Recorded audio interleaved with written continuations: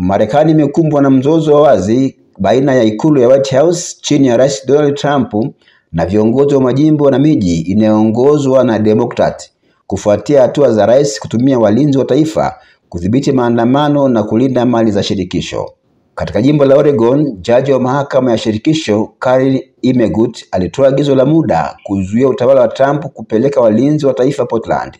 Hatua hiyo ilitokana na kesi ya serikali ya jimbo la jiji la Portland waliopinga hatua ya rais kutangaza jiji hilo kama eneo lililoharibiwa na vita.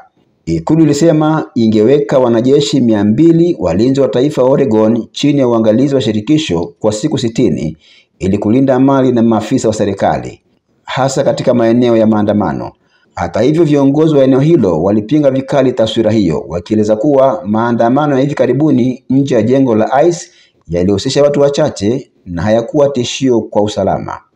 Wakati huo, Rais Trump pia alitangaza kuidhinisha kupelekwa kwa wanajeshi 300 wa ulinzi wa taifa katika jiji la Chicago, lengo likiwa kulinda maafisa na mali za shirikisho kufuatia maandamano ya kupinga sera za uhamiaji.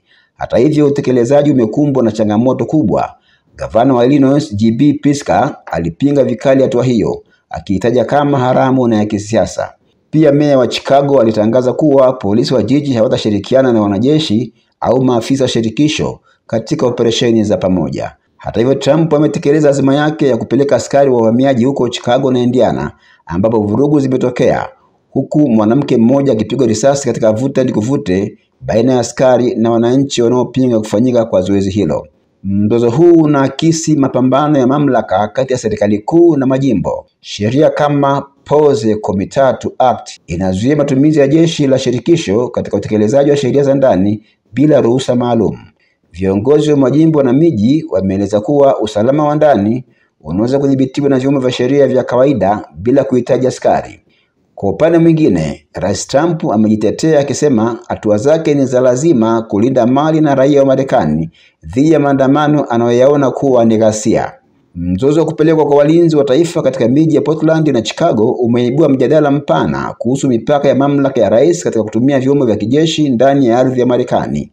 Wakati White House ikisisitiza kuwa inalinda maslahi ya taifa, viongozi wa majimbo na miji wanahofia hatua hizo kuwa zinadhoofisha demokrasia ya shirikisho na kuibua taswira ya kisiasa badala ya usalama wa kweli.